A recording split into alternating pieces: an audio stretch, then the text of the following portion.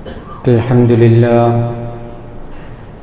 لله رب العالمين نحمده ونستعينه ونؤمن به ونتوكل عليه ونعوذ بالله من شرور أنفسنا ومن سيئات أعمالنا من يهده الله فلا مضل له ومن يضلل فلا هادي له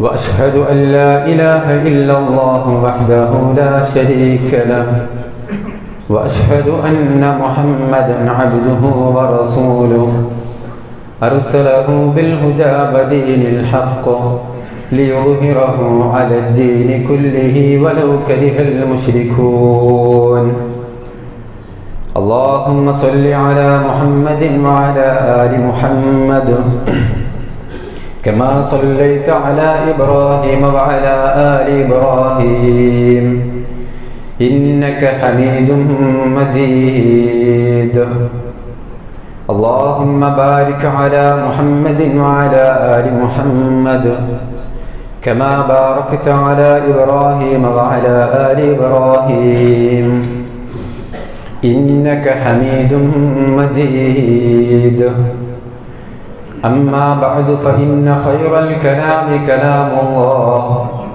وخير السنن سنن محمد صلى الله عليه وسلم وشر الأمور محدثاتها وكل محدثة بدعة وكل بدعة ضلالة وكل ضلالة في النار أعوذ بالله السميع العليم من الشيطان الرجيم يا أيها الذين آمنوا اتقوا الله حق تقاته ولا تموتن إلا وأنتم مسلمون يا أيها الذين آمنوا اتقوا الله وقولوا قولا سديدا يصلح لكم أعمالكم ويغفر لكم ذنوبكم ومن يطع الله ورسوله فقد فاز فوزا عظيما بسم الله الرحمن الرحيم قل لن يصيبنا إلا ما كتب الله لنا هو مولانا وعلى الله فليتوكل المؤمنون. ഏറെ സ്നേഹം നിറഞ്ഞ സത്യവിശ്വാസികളെ വിശ്വാസിനികളെ, റഹ്മാനും റഹീമുമായ അല്ലാഹു സുബ്ഹാനഹു വ തആലയുടെ വിധിവിലക്കുകളും നിയമനിർദ്ദേശങ്ങളും ജീവിതത്തിൻ്റെ രഹസ്യവും പരസ്യവുമായ മുഴുവൻ മേഖലകളിലും കാത്തുസൂക്ഷിച്ച്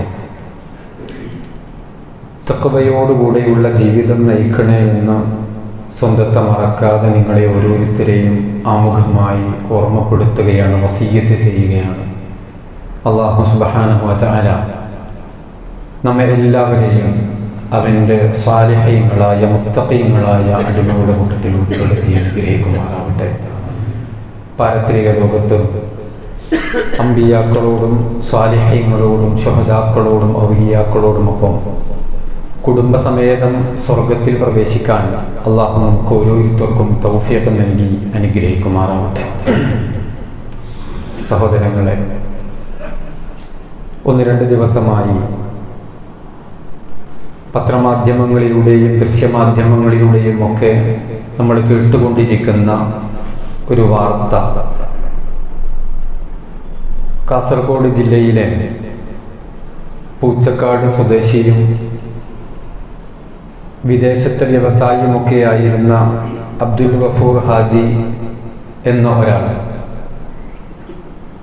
2023 അദ്ദേഹത്തിൻ്റെ മരണം സംഭവിക്കുന്നത്. മരണാനന്തരം ഖബറടക്കത്തിന് ശേഷം കുടുംബങ്ങളിലുണ്ടായ ചില സംശയങ്ങൾ അത് കാരണമായി അദ്ദേഹത്തിൻ്റെ മയ്യത്ത് വീണ്ടും പുറത്തെടുക്കുകയും പരിശോധനകൾക്ക് വിധേയമാക്കുകയും ഒക്കെ ചെയ്തപ്പോൾ അതൊരു ക്രൂരമായ കൊലപാതകമായിരുന്നു എന്ന് തെളിയുകയാണ്. എന്തിനാണ് അത്തരം കൊലപാതകങ്ങളൊക്കെ നാട്ടിലുടനീളം നടക്കുമ്പോൾ ഒരു ഖുതുബയിലൂടെ എന്തിനാണ് ഇത് പരാമർശിക്കുന്നത് എന്ന് നമ്മൾ ആലോചിക്കാം. അങ്ങനെ ഏതെങ്കിലും രാഷ്ട്രീയമായോ വ്യക്തിപരമായോ ഏതെങ്കിലും ഒരു ശത്രുതയുടെ പേരിലോ നടന്ന കൊലപാതകമല്ല, മറിച്ച് അതൊരു അന്ധവിശ്വാസത്തിൻ്റെ പേരിൽ നടന്ന കൊലപാതകമാണ്. അതും രണ്ട് വ്യക്തികളും പ്രതിയും ഇരയും അള്ളാഹുവിൻ്റെ പരിശുദ്ധമായ ദീനുൽ ഇസ്ലാമിൻ്റെ മെമ്പർമാരാണ് എന്നതാണ് നമ്മെ ഏറെ ദുഃഖിപ്പിക്കുന്ന വാർത്ത. ഇതും ഇതുപോലെയുള്ളതുമായ ഒട്ടനവധി വാർത്തകൾ നിരന്തരം നമ്മൾ കേട്ടുകൊണ്ടിരിക്കുന്നുണ്ട്. അദ്ദേഹം സന്തോഷത്തോടുകൂടി ജീവിച്ചിരിക്കുമ്പോൾ തൻ്റെ ഭാര്യയ്ക്കുണ്ടായ അസുഖം അത് മാറാൻ വേണ്ടി ഒരു ജിന്ന് ബീവിയെ കാസർഗോഡ് തന്നെ മാങ്ങാട് എന്ന പ്രദേശത്തുള്ള സെമീന എന്ന പേരുള്ള ഒരു യുവതി, അവർക്ക് ജിന്നുബാധയുണ്ടെന്നും താൻ ജിന്ന് ചികിത്സകയാണെന്നും നിങ്ങളുടെ പ്രശ്നങ്ങൾ പരിഹരിക്കാൻ എനിക്ക് സാധ്യമാകുമെന്നും പറഞ്ഞുകൊണ്ട് അദ്ദേഹത്തെ സമീപിക്കുകയും ആദ്യം അദ്ദേഹത്തിൽ നിന്ന്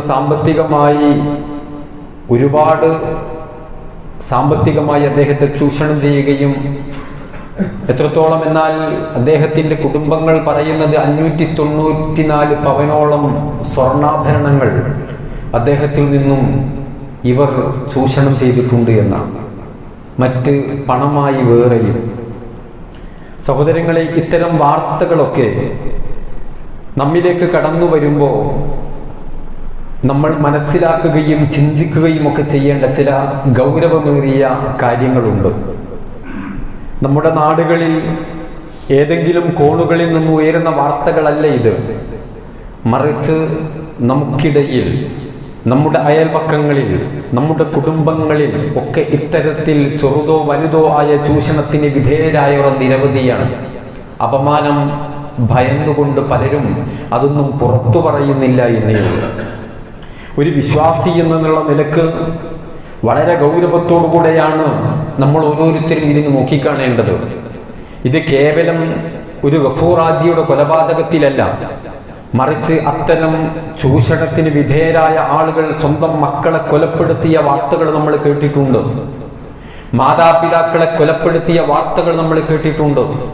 അത്തരം മന്ത്രവാദത്തിന് വിധേയമായിക്കൊണ്ട് തൻ്റെ കൂടെ ശയ്യ പങ്കിട്ട തൻ്റെ ജീവിത പങ്കാളിയെ, ഭർത്താവിനെ, ഭാര്യയെ കൊലക്കത്തിക്കിരയാക്കിയ വാർത്തകൾ ദൃശ്യമാധ്യമങ്ങളിലൂടെ, വാർത്താമാധ്യമങ്ങളിലൂടെയൊക്കെ നമ്മൾ കേട്ടിട്ടുണ്ട്. അഥവാ വല്ലാത്ത ദുരന്തങ്ങൾ, അപകടങ്ങൾ, രക്തത്തിൻ്റെ മണമുള്ള ഇത്തരം മന്ത്രവാദങ്ങൾ നമ്മൾ കണ്ടുകൊണ്ടിരുന്നിട്ടുണ്ട്, നമ്മൾ കേട്ടുകൊണ്ടിരിക്കുന്നുണ്ട്. ഇവിടെ ഒരു വിശ്വാസി എന്നുള്ള നിലക്ക് എന്താണ് നമ്മൾ ഓരോരുത്തരും മനസ്സിലാക്കേണ്ടത്? എപ്പോഴാണ് ഒരു മനുഷ്യൻ ഇത്തരത്തിലുള്ള അപകടങ്ങളിലേക്ക് ചെന്നുപെടുന്നത്? ഇതിനെക്കുറിച്ച് കൃത്യമായി നമ്മൾ ഓരോരുത്തരും മനസ്സിലാക്കേണ്ടതുണ്ട്. കൃത്യമായും ഒന്നാമതായി നമ്മൾ തിരിച്ചറിയേണ്ടത് മനുഷ്യന്റെ സ്വാഭാവികമായ ഒരു താല്പര്യമാണ് സമ്പത്തിനോടുള്ള താല്പര്യം എന്നുള്ളത്. സമ്പത്ത് സമ്പാദിക്കുന്നതിനെ ഇസ്ലാം നിരുത്സാഹപ്പെടുത്തുന്നില്ല, മറിച്ച് മനുഷ്യന്റെ അമിതമായ ആർത്തി, സമ്പത്തിനോടുള്ള ആർത്തി, ഏതു വിധേയനെയും സമ്പാദിക്കണം, എങ്ങനെ എനിക്ക് സമ്പത്ത് ഇരട്ടിപ്പിക്കാം. ഗഫൂറാജിയോട് ഈ മന്ത്രവാദിനി, ഈ ജിന്ന് ചികിത്സക പറഞ്ഞതാണ്, നിങ്ങളുടെ സമ്പത്ത് ഞാൻ ഇരട്ടിപ്പിച്ചു തരാമെന്നാണ്. 594 പവൻ സ്വർണം ഇത്രയ്ക്ക് എന്തിനു കൊടുത്തു എന്ന് നമ്മൾ ആലോചിക്കും. എന്തിനാണത് വാങ്ങുന്നത്? എന്തു പറഞ്ഞിട്ടാണ് അത് വാങ്ങുന്നത്? ഇരട്ടിപ്പിച്ചു തരാമെന്ന. അത് ഏതെങ്കിലും ബിസിനസ്സിലിട്ടിട്ട് ഇരട്ടിപ്പിക്കുകയല്ല, അത് മന്ത്രവാദം കൊണ്ട് ഇരട്ടിപ്പിച്ചു തരാം. മനുഷ്യന്റെ അത്തരത്തിലുള്ള വിശ്വാസത്തെ, അത്തരത്തിലുള്ള താല്പര്യത്തെയാണ് ഇത്തരം ചൂഷകന്മാർ ചൂഷണം ചെയ്യുന്നത് എന്ന് അടിസ്ഥാനപരമായിട്ട് സഹോദരങ്ങളെ ഞാനും നിങ്ങളും മനസ്സിലാക്കേണ്ടതുണ്ട്. സമ്പത്തിനോടുള്ള ആർത്തി, ഹലാല് നോക്കാതെ ഹറാമ് നോക്കാതെ എങ്ങനെയെങ്കിലും എനിക്ക് സമ്പന്നനാവണം, എനിക്ക് സമ്പത്തുണ്ടാക്കണം, അത് ഏത് വിധേനയായാലും കുഴപ്പമില്ല, എൻ്റെ റബ്ബിന്റെ മുമ്പിലേക്ക് പോകണമെന്നോ അവിടെ എനിക്ക് ഹലാലും ഹറാമും പരിഗണിച്ചുകൊണ്ട് സ്വർഗനരകങ്ങൾ വിധിക്കപ്പെടുമെന്നോ എൻ്റെ റബ്ബിന്റെ മുമ്പിൽ എഴുന്നേറ്റ് നിന്ന് എൻ്റെ സമ്പാദ്യത്തെക്കുറിച്ച് ഞാൻ ചെലവഴിച്ചതിനെ കുറിച്ചൊക്കെ കൃത്യമായി മറുപടി പറയേണ്ടി വരുമെന്നുള്ള അത്തരം ധാരണകളൊന്നുമില്ലാതെ ജീവിക്കുന്ന മനുഷ്യൻ, അത്തരം മനുഷ്യർക്ക് സമ്പാദിക്കണം, എങ്ങനെയെങ്കിലും സമ്പാദിക്കണം, എങ്ങനെയെങ്കിലും എൻ്റെ സമ്പത്ത് അത് വർദ്ധിപ്പിക്കണം, അവിടെ മറ്റു നോട്ടങ്ങളൊന്നുമില്ല. അല്ലാഹുവിന്റെ റസൂൽ സല്ലല്ലാഹു അലൈഹി വസല്ലം വളരെ കൃത്യമായി കൊണ്ട് പറഞ്ഞു, ലൗ അന്ന ഇബ്നി ആദമ വാദിയ, മനുഷ്യന്റെ സ്വാഭാവികമായ ഒരു സ്വഭാവം, ഒരു മനുഷ്യന് ഒരു സ്വർണത്തിന്റെ ഒരു താഴ്വര തന്നെ നൽകപ്പെട്ടാൽ എന്താണ് ആ മനുഷ്യന്റെ സ്വഭാവം? അഹബ്ബ അൻ യകൂന ലഹു വാദിയാൻ, സ്വർണത്തിന്റെ അടുത്തൊരു താഴ്വരയും കൂടെ ഉണ്ടായിരുന്നെങ്കിൽ നന്നായിരുന്നു എന്ന മനുഷ്യന്റെ സ്വഭാവം. ആലോചിച്ചു നോക്കൂ, നമ്മൾ ആരെങ്കിലും ഏതെങ്കിലും തരത്തിലുള്ള ഒരു സമ്പത്ത് കിട്ടിയിട്ട് ഇനി വേണ്ട എന്ന് വെച്ചിട്ടുണ്ടോ? ഇല്ല. ഇത് മനുഷ്യന്റെ താല്പര്യമാണ്, ഇത് മനുഷ്യന്റെ സ്വഭാവമാണ്. സ്വർണത്തിന്റെ ഒരു താഴ്വര തന്നെ മനുഷ്യന് നൽകിയാലും ഇനി ഒന്നുകൂടെ കിട്ടാനുണ്ടോ? ഇനി എത്ര കുടിച്ചാലാ കിട്ടുക? ഇനി എവിടെ പരതിയാലാ കിട്ടുക? അതെങ്ങനെയാ അന്വേഷിക്കേണ്ടത്? അതെന്താണ് അതിനു വേണ്ടി പഠിക്കേണ്ടത്? ഇതാണ് മനുഷ്യൻ അന്വേഷിച്ചു കൊണ്ടിരിക്കുക. റസൂലുള്ളാഹി സ്വല്ലല്ലാഹു അലൈഹി വസല്ലം പറഞ്ഞു, വലം യംലഉ ഫാഹു ഇല്ല തുറാബ്, മനുഷ്യന്റെ വാ അത് നിറക്കുന്നത് മണ്ണല്ലാതെ മറ്റൊന്നുമല്ല, മരിക്കണം മനുഷ്യന് ഈ ആർത്തി അവസാനിക്കാൻ എന്ന് ഹബീബായ മുഹമ്മദ് മുസ്തഫ സല്ലല്ലാഹു അലൈഹി വസല്ലം പഠിപ്പിക്കുകയാണ്. അതെ, അമിതമായ ഈ അത്യാർത്തി മനുഷ്യനെ ഇത്തരത്തിലുള്ള അപകടങ്ങളിലേക്ക് കൊണ്ടുചെന്നെത്തിക്കുമെന്ന് ഇമാം ബുഖാരി ഉദ്ധരിക്കുന്ന ഹദീസിൽ റസൂലുള്ളാഹി സ്വല്ലല്ലാഹു അലൈഹി വസല്ലം പഠിപ്പിക്കുകയാണ്. അതുപോലെ തന്നെ വാർദ്ധക്യമെത്തിയാൽ റസൂൽ സ്വല്ലല്ലാഹു അലൈഹി വസല്ലം പറയുകയാണ്, യഹ്റമു ബിനു ആദം വതശിബ്ബു ബിൻഹു സിനത്താൻ. റസൂലുള്ളാഹിന്റെ വളരെ രസകരമായ വളരെ സൗന്ദര്യമുള്ള ഒരു ഹദീസാണിത്. യഹ്റമു ബിനു ആദം, മനുഷ്യന്റെ സന്തതിക്ക് ആദമിന്റെ മക്കൾക്കതാ പ്രായം വരുന്നുണ്ട്, അവരുടെ മുടികൾക്ക് നര ബാധിക്കുന്നുണ്ട്, ശരീരത്തിന്റെ തൊലികളിൽ ചുക്കിച്ചുളിവുകൾ സംഭവിക്കുന്നുണ്ട്, മരണത്തിന്റെ വാർദ്ധക്യത്തിന്റെ പ്രയാസങ്ങൾ അതിന്റെ അടയാളങ്ങളൊക്കെ അവന്റെ ശരീരത്തിന്റെ വ്യത്യസ്ത ഭാഗങ്ങളിൽ ദർശിക്കപ്പെടുന്നുണ്ട്. പക്ഷേ അവന്റെ രണ്ട് കാര്യങ്ങൾ എന്നും യൗവനം പ്രാപിച്ചു കൊണ്ടിരിക്കുന്നു. ഏതാണ് രണ്ട് കാര്യങ്ങൾ? നബി സല്ലല്ലാഹു അലൈഹി വസല്ലം പറഞ്ഞു, അൽ ഹിർസു അലൽ മാൽ വൽ ഹിർസു അലൽ ഉംർ. ഒന്ന് മാലിനോട് സമ്പത്തിനോടുള്ള ആർത്തിയാണ്. അൽ ഹിർസു അലൽ മാൽ, ഇനിയും ഉണ്ടാക്കണം, അവിടെയും കൂടെ തുടങ്ങണം, അതും കൂടെ പൂർത്തീകരിക്കണം, അവിടേക്കും കൂടെ ഒരു പാർട്ട്ണർ കിട്ടണം, അതും കൂടെ ഒന്ന് ശരിയാക്കണം, അതും കൂടെ ഒന്ന് മോടി പിടിപ്പിക്കണം, ഇനി ഇത് എന്തുണ്ട് ഇനി തുടങ്ങാൻ. ഇതാണ് സമ്പത്തുണ്ടാക്കാൻ, അതിന് മനുഷ്യന് വല്ലാത്ത ആർത്തിയാണ്. ഇപ്പോഴൊന്നും മരിക്കണ്ടായിരുന്നു, ഒരു 5 കൊല്ലം കൂടി കിട്ടിയിരുന്നെങ്കിൽ, ആയുസ്സിനോടുള്ള ആഗ്രഹം. ഇത് രണ്ടും മനുഷ്യനിൽ യൗവനം പ്രാപിച്ചു കൊണ്ടിരിക്കുമെന്ന് റസൂലുള്ളാഹി സ്വല്ലല്ലാഹു അലൈഹി വസല്ലം പഠിപ്പിക്കുകയാണ്. നമ്മൾ ഓരോരുത്തരും പരിശോധിക്കേണ്ടതാണ്. ഈ മാലിനോട് സമ്പത്തിനോടുള്ള അമിതമായ ആവേശവും അമിതമായ താല്പര്യവും അമിതമായ അത്യാർത്തിയും ഇത് മനുഷ്യനെ അപകടങ്ങളിലേക്ക് കൊണ്ടെത്തിക്കുമെന്നാണ്. ഇതുപോലെ എത്രയോ ആളുകൾ ഇത്തരത്തിലുള്ള ദുരന്തങ്ങളിൽ ചെന്നുപെടുന്നുണ്ട് എന്നുള്ളതാണ്. ഹലാലായിട്ട് നമുക്ക് സമ്പാദിക്കാം, ഹറാമ് പരിഗണിച്ചുകൊണ്ട് നമുക്ക് സമ്പാദിക്കാം, അള്ളാഹുവിന്റെ ഇഷ്ടാനിഷ്ടങ്ങൾ പരിഗണിച്ചുകൊണ്ട് നമുക്ക് എത്രയും സമ്പാദിക്കാം, അവിടെ ഒന്നും വിലക്കുകളില്ല. പക്ഷേ അന്യൻ്റെത് പരിഗണിക്കാതെ, ഹക്കും ബാത്തിലും പരിഗണിക്കാതെ, ഹലാലും ഹറാമും പരിഗണിക്കാതെ എത്രയും പെട്ടെന്ന് എൻ്റെ സമ്പത്ത് ഇരട്ടിപ്പിക്കണം, എനിക്ക് സമ്പന്നനാവണം എന്നുള്ള രൂപത്തിൽ അന്വേഷിക്കുമ്പോ, അതിനുവേണ്ടി പരിശ്രമിക്കുമ്പോ മനുഷ്യൻ ചെന്നുപെടുന്ന ചതിക്കുഴികൾ മാനസികമായി, ശാരീരികമായി, ലൈംഗികമായി, സാമ്പത്തികമായി, അവസാനം തൻ്റെ ജീവൻ വരെ നഷ്ടപ്പെടുന്ന ദുരവസ്ഥയിലേക്ക് മനുഷ്യരെത്തിപ്പെടുന്ന ചിത്രങ്ങളാണ് നമ്മൾ വാർത്താ മാധ്യമങ്ങളിലൂടെ കണ്ടുകൊണ്ടിരിക്കുന്നത്. റസൂൽ സല്ലല്ലാഹു അലൈഹി വസല്ലമയുടെ സമീപത്തേക്ക് മഹാനായ അബ്ദുല്ലാഹി ഇബ്നു ശഖീർ റളിയല്ലാഹു അൻഹു കടന്നു വരുമ്പോൾ നബി സല്ലല്ലാഹു അലൈഹി വസല്ലമയെ കുറിച്ച് അദ്ദേഹം പറയുന്നു, നബി സല്ലല്ലാഹു അലൈഹി വസല്ലം സൂറത്തുൽ തകാസുർ പാരായണം ചെയ്തുകൊണ്ടിരിക്കുകയാണ്. അൽഹാക്കുമുത് തകാസുർ ഹത്താ സുർതുമുൽ മഖാബിർ. ഈ തകാസുറുണ്ടല്ലോ, ഈ പെരുമ നടിക്കലുണ്ടല്ലോ, ഇത് നിങ്ങളെ അശ്രദ്ധരാക്കിയിരിക്കുന്നു. നബി സല്ലല്ലാഹു അലൈഹി വസല്ലം പറഞ്ഞത് ഏതുവരെയാണ്? ഹത്താ സുർതുമുൽ മഖാബിർ. നിങ്ങളൊക്കെ ഇവിടെ നിന്ന് യാത്ര പറഞ്ഞ് നിങ്ങളെ ആ 3 കഫംപുടവയിൽ പൊതിഞ്ഞ്, അതല്ലെങ്കിൽ 5 കഫംപുടവയിൽ പൊതിഞ്ഞ് നിങ്ങളുടെ സഹോദരങ്ങൾ നിങ്ങളെയുമേറ്റി ആ ഖബറിലേക്ക് കൊണ്ടുവെക്കുമല്ലോ. ആ ഖബറിന്റെ പലകകൾ മൂടി, മണ്ണിട്ട് മൂടി അവർ തിരിച്ചു വരുന്നത് വരെ ഹത്താ സുർതുമുൽ മഖാബിർ. നിങ്ങൾക്ക് ഓരോരുത്തർക്കുമുണ്ട് ആ ഖബറിടം.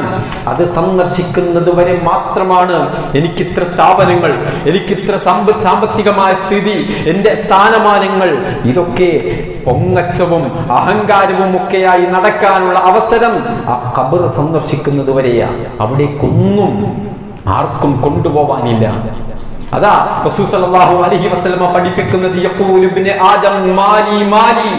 മനുഷ്യൻ ജീവിതത്തിൽ മുഴുവനും വിലപിച്ചുകൊണ്ടിരിക്കുന്നത് എൻ്റെ സമ്പത്ത്, എൻ്റെ സമ്പത്ത്, മാലി മാലി. ഇതാ മനുഷ്യൻ എപ്പോഴും പറഞ്ഞുകൊണ്ടിരിക്കുന്നത്. നബി സല്ലല്ലാഹു അലൈഹി വസല്ലം പറഞ്ഞു ഇന്നമാ ലക മിൻ മാലിക് മാലിക് മാ അക്കൽത ഫഅഫ്നി. നിനക്ക് എന്തുണ്ടോ? റസൂലുള്ളാഹിന്റെ സംസാരമാണ്. നിനക്കെന്തുണ്ട് നിന്റെ സമ്പത്തിൽ നിന്ന്? നീ തിന്ന് തീർത്തതല്ലാതെ, നീ ഭക്ഷിച്ചു, അത് തീർന്നുപോയി, ഇത് നിന്റേതാ. അതല്ലാത്ത മറ്റെന്തുണ്ട്?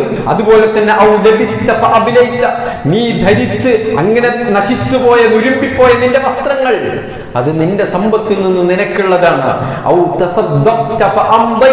അതുമല്ലെങ്കിൽ നീ ദാനം ചെയ്തു, മറ്റുള്ള ആളുകളെ നീ സഹായിച്ചു, അങ്ങനെ തീർന്നുപോയി. ഈ 3മാണ് നിന്റെ സമ്പത്തിൽ നിന്റേതായിട്ടുള്ളത്. മറ്റുള്ളതോ അത് അനന്തരമെടുക്കാൻ നിന്റെ പിൻഗാമികൾ വരും, അത് നിന്റേതല്ല. അത് അനന്തരമെടുക്കാൻ ആളുകൾ പുറകെ വരും, അത് നിന്റേതല്ല.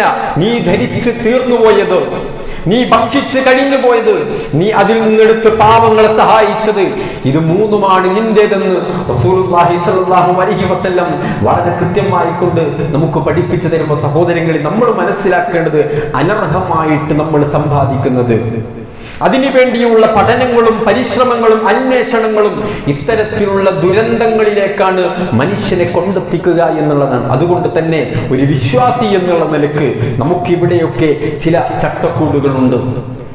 സമ്പാദിക്കുമ്പോൾ എവിടെ നിന്നാണ് ഞാൻ സമ്പാദിക്കുന്നത്? എങ്ങനെയാണ് ഞാൻ സമ്പാദിക്കുന്നത്?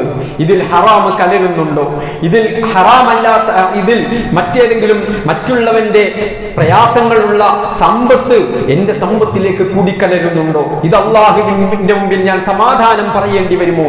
ഇത്തരം ചോദ്യങ്ങൾ സ്വന്തത്തോട് ചോദിച്ചുകൊണ്ടാവണം ഓരോ വിശ്വാസിയും സമ്പാദിക്കേണ്ടത് എന്നുള്ളതാണ് നമ്മൾ മനസ്സിലാക്കേണ്ടത്. അതല്ല എങ്കിൽ ഇത്തരം ദുരന്തങ്ങളിലേക്ക് ചെന്നുപെടുക എന്നുള്ളത് സ്വാഭാവികമാണ്. രണ്ടാമത്തത്, ശരിയായ വിശ്വാസം സ്വീകരിക്കാത്ത ആളുകൾ ഇത്തരം അപകടങ്ങളിൽ ചെന്നുപെടാൻ സാധ്യതയുണ്ട്. അള്ളാഹുവിന്റെ വിശുദ്ധ ഖുർആനും മുഹമ്മദ് നബി സല്ലല്ലാഹു അലൈഹി വസല്ലമയും പഠിപ്പിക്കാത്ത വിശ്വാസങ്ങൾ, അത്തരം ഖുർആനിൽ നിന്ന് വിശ്വാസങ്ങൾ സ്വീകരിക്കാത്ത ആളുകൾ, പ്രവാചകന്റെ ചര്യയിൽ നിന്ന് വിശ്വാസങ്ങളെ സ്വീകരിക്കാത്ത ആളുകൾ, കേവലം ഖുർആൻ പാരായണത്തിന് വേണ്ടി മാത്രം കയ്യിലെടുക്കുന്ന ആളുകൾ, അത്തരക്കാരാണ് നേരത്തെ സൂചിപ്പിച്ച ഇത്തരം ജിന്ന് ചികിത്സകർ, ഇത്തരം മന്ത്രവാദിനികൾ, അവരുടെയൊക്കെ ഇരകൾ ഇവരാണ്. കാരണം ഖുർആൻ പഠിച്ചവരെ ചൂഷണം ചെയ്യാൻ സാധ്യമല്ല. യഥാർത്ഥ വിശ്വാസം പ്രവാചക ചര്യയിൽ നിന്ന് സ്വീകരിച്ചവരെ ചൂഷണം ചെയ്യാൻ സാധ്യമല്ല. കാരണം എന്താ? ഇവര് പറയുന്നത് എന്താ? നിങ്ങളുടെ പ്രശ്നങ്ങൾ പരിഹരിക്കാൻ, നിങ്ങളുടെ കളഞ്ഞുപോയ സാധനങ്ങൾ ലഭിക്കാൻ, നിങ്ങളുടെ എല്ലാ പ്രശ്നങ്ങൾക്കും പരിഹാരമായി ഇതാ ഇവിടെ ആളുകളുണ്ട് എന്നാണ്. പക്ഷെ ഒരു വിശ്വാസിയെ സംബന്ധിച്ചിടത്തോളം അറിയാം, ഇല്ല, അദൃശ്യമറിയുന്നവൻ എൻ്റെ റബ്ബ് മാത്രമാണ്. എന്റെ പ്രശ്നങ്ങൾക്ക് പരിഹാരം നൽകാൻ എൻ്റെ റബ്ബിന് മാത്രമേ സാധിക്കുകയുള്ളൂ. ഞാൻ ആ റബ്ബിനോടാണ് പ്രാർത്ഥിക്കുന്നത്, ഞാൻ ആ റബ്ബിലേക്കാണ് തവക്കുലാക്കുന്നത്, ഞാൻ ആ റബ്ബിന്റെ മുമ്പിലാണ് എൻ്റെ സർവ്വ പ്രശ്നങ്ങളും സമർപ്പിക്കുന്നത്. അതുകൊണ്ടില്ല, അത്തരം അഭൗതികമായ കാര്യങ്ങൾ അറിയുമെന്ന്, ഗൈബിയായ അദൃശ്യമായ കാര്യങ്ങൾ അറിയുമെന്ന് വ്യാഖ്യാനിക്കുന്ന പറയുന്ന ഒരാളുടെ സമീപത്തേക്ക് എനിക്ക് പോകാൻ പാടില്ല. കാരണം ഹബീബായ റസൂലുള്ളാഹി സ്വല്ലല്ലാഹു അലൈഹി വസല്ലം എന്നെ പഠിപ്പിച്ചത് മൻ അതാ അറാഫൻ ഔ കാഹിനൻ, ഒരു കാഹിനിന്റെ, ഒരു ജ്യോത്സ്യന്റെ, ഒരു ഭാവി പ്രവചിക്കുന്നതിന്റെ അത് തലപ്പാവുള്ള ആളല്ലേ? അത് താടിയുള്ള ആളല്ലേ? അത് വെള്ളവസ്ത്രം ധരിച്ച ആളല്ലേ? ഇല്ല. അങ്ങനെ ഒരു വ്യത്യാസം അല്ലാഹുവിന്റെ റസൂൽ സല്ലല്ലാഹു അലൈഹി വസല്ലമ പഠിപ്പിച്ചിട്ടില്ല. ഭാവി പ്രവചിക്കുമെന്ന് പറയുന്ന, നിങ്ങളുടെ ഹൃദയത്തിലുള്ളത് അറിയുമെന്ന് പറയുന്ന, നിങ്ങളുടെ കളഞ്ഞുപോയ മുതലുകൾ കാണാമെന്ന് പറയുന്ന ആളുകൾ, അത്തരം വാദഗതികളുമായി ഇരിക്കുന്ന ആളുകൾ, അവർ ചൂഷകരാണ്, അവർ ജ്യോത്സ്യരാണ്. ഇസ്ലാമിക വീക്ഷണത്തിൽ അവരുടെ സമീപത്തേക്ക് നിങ്ങൾ പോയാൽ റസൂലുള്ളാഹി സ്വല്ലല്ലാഹു അലൈഹി വസല്ലം പറഞ്ഞു, ലം തുഖ്ബൽ ലഹു സ്വലാത്തുൻ 40 യൗമ, നിങ്ങൾ നമസ്കരിക്കുന്ന 40 ദിവസത്തെ നമസ്കാരം, ഇബാദത്തുകൾ അല്ലാഹു സുബ്ഹാനഹു വ തആല സ്വീകരിക്കുകയില്ല. നഅൂദു ബില്ലാഹ്. എത്രത്തോളം ഗൗരവമാണ് വിഷയം! ഇതറിയുന്ന ഒരു വിശ്വാസിയെ എങ്ങനെയാ ഈ ചൂഷകർക്ക് ഇരയാക്കാൻ സാധിക്കുന്നത്? ഇല്ല. വിശ്വാസിക്കറിയാം, എന്റെ നമസ്കാരം എനിക്ക് വിലപ്പെട്ടതാ, എന്റെ റബ്ബിന്റെ മുമ്പിലേക്ക് സമർപ്പിക്കേണ്ടതാ, എന്റെ റബ്ബ് സ്വീകരിക്കേണ്ടതാ. അതുകൊണ്ട് ഇല്ല ഞാൻ അങ്ങോട്ട്. ഇനി പോയാലാണ് ഈ അവസ്ഥ. പോയാൽ, ഒരാൾ ഒരു ജ്യോത്സ്യന്റെ സമീപത്തേക്ക് പോയാലാണ് 40 ദിവസത്തെ ഇബാദത്തിന്റെ അവസ്ഥ. ഇനി അയാൾ പറയുന്നതോ വല്ലതും വിശ്വസിച്ചാലോ? നബി സല്ലല്ലാഹു അലൈഹി വസല്ലം പറഞ്ഞു, ഫമൻ സദ്ദഖഹു, അയാൾ പറയുന്ന വല്ലതും നമ്മൾ വിശ്വസിച്ചു പോയാൽ, ഫഖദ് കഫറ ബിമാ ഉൻസില അലാ മുഹമ്മദിൻ സല്ലല്ലാഹു അലൈഹി വസല്ലം, അല്ലാഹുവിന്റെ പ്രവാചകൻ അല്ലാഹു അവതരിപ്പിച്ചു കൊടുത്ത വിശുദ്ധ ഖുർആൻ, ആ ഖുർആനിൽ അയാൾ അവിശ്വസിച്ചിരിക്കുന്നു. നഊദു ബില്ലാഹ്, അയാൾ കാഫിറായിരിക്കുന്നു എന്ന്. ഈ ഗൗരവം മനസ്സിലാക്കുന്ന നമ്മെ ഏത് ജ്യോത്സ്യനാണ്, ഏത് ജിന്നൻ മന്ത്രവാദിക്കാണ് നമ്മെ സ്വീകരിക്കാൻ, നമ്മെ ചൂഷണം ചെയ്യാൻ സാധിക്കുക? ഇല്ല. വിശ്വാസം ഖുർആനിൽ നിന്ന് സ്വീകരിക്കണം. അല്ലാഹുവിന്റെ വിശുദ്ധ ഖുർആൻ പറഞ്ഞു, വഇൻദഹു മഫാത്തിഹുൽ ഗൈബ് ലാ യഅലമുഹാ ഇല്ലാ ഹു, ഗൈബ് അല്ലാഹുവിനല്ലാതെ മറ്റൊരാൾക്കും അറിയുകയില്ല. നിങ്ങളുടെ കളഞ്ഞുപോയ മാല ഇവിടെയുണ്ടെന്ന് പറഞ്ഞു വിളിച്ചാൽ നമ്മൾ മനസ്സിലാക്കണം. ആയിഷ റളിയല്ലാഹു അൻഹ, നമ്മുടെ ഉമ്മ, നമ്മുടെ പ്രവാചകന്റെ പ്രിയപ്പെട്ട പത്നി ആയിഷ റളിയല്ലാഹു അൻഹയുടെ മാല കളഞ്ഞുപോയ സംഭവം, യാത്ര മധ്യേ കളഞ്ഞുപോയി. സർവരും തെരഞ്ഞു, എല്ലായിടത്തും തെരഞ്ഞു, ആർക്കും കിട്ടിയിട്ടില്ല. അവസാനം അവർ സഞ്ചരിച്ച ഒട്ടകത്തെ മാല നഷ്ടപ്പെട്ടു എന്ന് തോന്നി. അവർ തിരിഞ്ഞ് യാത്ര തുടങ്ങുമ്പോ ആ ഒട്ടകം എഴുന്നേറ്റപ്പോ ഒട്ടകത്തിന്റെ അടിയിലായിരുന്നു മാലയുണ്ടായിരുന്നത്. റസൂലുള്ളാഹി സ്വല്ലല്ലാഹു അലൈഹി വസല്ലം കൂടെയുണ്ട്, കാണാൻ കഴിഞ്ഞില്ല. ബീവി ആയിഷ റളിയല്ലാഹു അൻഹ, നമ്മുടെ ഉമ്മയ, പ്രവാചകന്റെ പത്നിയ, കാണാൻ കഴിഞ്ഞില്ല. പ്രമുഖരായ ഔലിയാക്കളായ സഹാബികളൊക്കെ കൂടെയുണ്ട്, കാണാൻ കഴിഞ്ഞില്ല. അവർക്കൊന്നും സാധിക്കാത്തതാണോ? നമ്മുടെ ചുറ്റുഭാഗത്ത്, നമ്മുടെ അയൽപക്കങ്ങളിൽ വാടകയ്ക്ക് വീടെടുത്ത് താമസിക്കുന്ന നിങ്ങളുടെ പ്രശ്നങ്ങൾ ഞങ്ങൾ പരിഹരിക്കാം, നിങ്ങളുടെ ഹൃദയങ്ങളിലുള്ളത് ഞങ്ങൾക്കറിയാം, നിങ്ങളുടെ കാണാതായ മുതലുകൾ ഞങ്ങൾ എടുത്തു തരാം എന്ന് പറയുന്നവർക്ക് സാധിക്കുമെന്ന് പറഞ്ഞ് അവരുടെ സമീപത്തേക്ക് പോകാൻ നമ്മൾ തുനിയുന്നുണ്ടെങ്കിൽ ഏത് പ്രവാചകനെയാണ് നമ്മൾ മനസ്സിലാക്കിയിട്ടുള്ളത്? ഏത് ഇസ്ലാമിനെയാണ് നമ്മൾ മനസ്സിലാക്കിയിട്ടുള്ളത്? ഏത് ഖുർആനിന്റെ വചനങ്ങളെയാണ് ഞാനും നിങ്ങളും സ്വീകരിച്ചിട്ടുള്ളത്? പരിശോധിക്കണം.